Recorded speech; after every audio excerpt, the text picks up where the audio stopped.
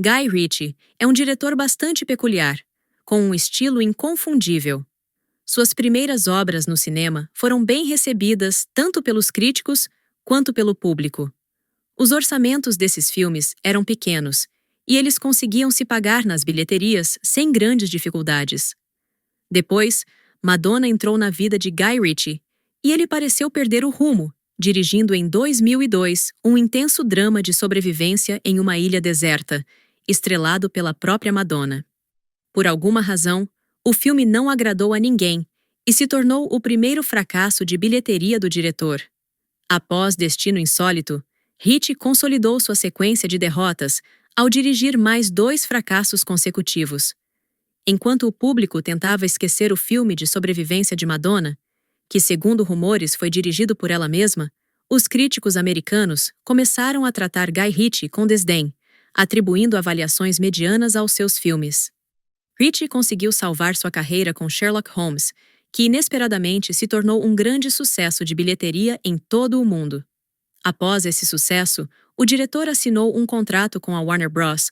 Para produzir 3 filmes, sendo o primeiro deles a sequência de Sherlock Holmes. Entretanto, o diretor voltou a acumular 2 grandes fracassos, sendo um deles o problemático Rei Arthur, a Lenda da Espada. Vamos lá! O projeto enfrentou problemas desde o início. Inicialmente, o estúdio planejava fazer um remake do filme Excalibur de 1981, que havia alcançado um sucesso moderado na época e até ganhado um prêmio no Festival de Cannes. O diretor escolhido para o remake foi Bryan Singer, conhecido naquela época por dirigir primeiros filmes dos X-Men. Hoje, Singer é mais notório por suas associações controversas com festas envolvendo menores de idade, mas na época, ninguém suspeitava de tais coisas. Portanto, o estúdio Warner estava ansioso para trabalhar com Singer. O roteiro já havia sido escrito, e o estúdio estava procurando um ator capaz de assumir o papel principal. No entanto, em 2013, Bryan Singer teve um grande fracasso com Jack, o Caçador de Gigantes. O fiasco foi tão grande que a Warner, preocupada com o remake de Excalibur, preferiu se livrar de um diretor tão talentoso e focar na ideia original. David Dobkin, conhecido pelo sucesso Penetras Bons de Bico, foi chamado para dirigir o novo filme. Kit Harington e Joel Kinnaman foram escalados para os papéis principais. Como Dobkin também havia dirigido Bater ou Correr em Londres e Eu Queria Ter a Sua Vida, supunha-se que o novo filme teria um tom fortemente cômico. Enquanto o roteiro estava sendo finalizado, o estúdio começou a se preocupar com o fato de o orçamento proposto para o filme estar se tornando excessivamente alto e o elenco ser, de certa forma, pouco marcante. Os executivos da Warner tentaram substituir Kit Harington por Colin Farrell e Joel Kinnaman por Gary Oldman.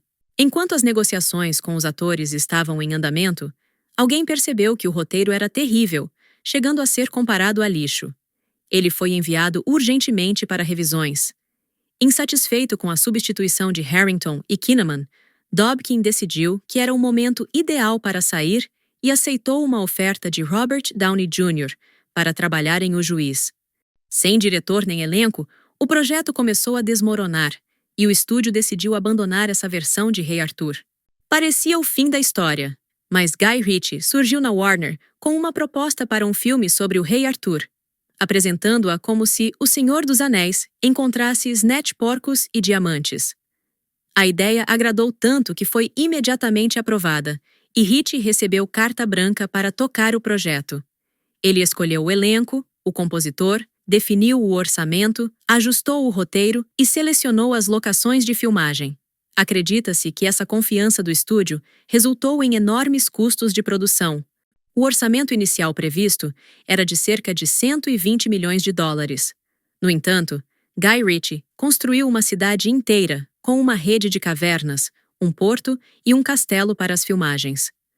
O diretor simplesmente não quis usar os cenários já existentes no estúdio. Esse perfeccionismo é algo comum entre os criadores. Entre os 2 candidatos para o papel principal no filme, Guy Ritchie escolheu Charlie Hunnam. O outro candidato era Henry Cavill. Segundo Ritchie, ele deu preferência a Hunnam porque achou que Charlie se parecia mais com um bro, e que Cavill tinha uma aparência muito aristocrática para o papel. As filmagens duraram 4 meses e aconteceram em várias locações no Reino Unido. Depois de se divertir bastante no set com Charlie Hunnam e Jude Law, Guy Ritchie montou uma versão preliminar do filme e a enviou para o estúdio. Os custos de produção já haviam ultrapassado 150 milhões de dólares, e o filme tinha uma duração de 3 horas e meia. Sobre a comparação com O Senhor dos Anéis, Guy Ritchie, evidentemente, não estava exagerando. As exibições de teste foram desastrosas. O público achou o filme extremamente entediante e, segundo relatos, o último terço foi considerado inassistível. O diretor foi instruído a reduzir o tempo de duração e filmar um final diferente. Como resultado de todas as refilmagens, o orçamento do longa subiu para 175 milhões de dólares e Rei Arthur, a Lenda da Espada, recebeu um final mais fantástico, incluindo uma cobra gigante e um duelo ao estilo samurai. Inicialmente, o filme não incluía a jornada de Arthur às Terras Sombrias e terminava com uma tentativa de assassinato e 10 insinuações de vários spin-offs, sequências, prequelas e até mesmo brinquedos licenciados. Havia planos para um universo cinematográfico completo, não apenas uma sequência direta. Após todas as refilmagens e várias edições, o estúdio não conseguiu obter uma resposta mais positiva da audiência de teste. Eventualmente, o estúdio decidiu cortar as perdas e reduziu drasticamente o orçamento de marketing. Com essa abordagem, Rei Arthur não tinha chance. Nos cinemas dos Estados Unidos, Rei Arthur, a Lenda da Espada, arrecadou apenas 39 milhões de dólares contra um orçamento de 175 milhões. No mercado internacional, conseguiu mais 110 milhões de dólares. A Warner Bros. Poderia ser criticada por uma campanha de marketing fraca e por lançar Rei Arthur apenas uma semana depois de Guardiões da Galáxia 2. Mas essas desculpas não são suficientes. Até mesmo a comédia Viagem das Loucas, estrelada por Amy Schumer, com uma avaliação média do público de 4 de 10, superou o desempenho de Arthur. O custo de uma campanha publicitária capaz de tirar o filme de um buraco tão profundo de desinteresse é quase inimaginável. Rei Arthur se tornou o maior fracasso da Warner em 2017. De acordo com analistas, o estúdio perdeu de 130 a 150 milhões de dólares com o filme. Esses números tornam Rei Arthur, a Lenda da Espada, o filme mais deficitário do ano. Esse resultado desastroso imediatamente arruinou todos os planos de Guy Ritchie para sequências. O estúdio havia planejado 5 filmes adicionais. Personagens como Merlin e Lancelot foram deliberadamente deixados de fora do primeiro filme por causa desses planos ambiciosos. Eles seriam introduzidos gradualmente. Após 2 fracassos consecutivos, Guy Ritchie não teve escolha, a não ser aceitar dirigir o remake de Aladdin para a Disney, já que sua carreira corria o risco de chegar a um fim abrupto. É uma pena que nunca veremos outro filme sobre esse Rei Arthur. O filme tinha seus defeitos, e não eram poucos, mas o estilo, o elenco, os diálogos e a trilha sonora faziam dele um bom filme que certamente não merecia o destino que teve. Obrigada pela sua atenção. Inscreva-se e fique conectado.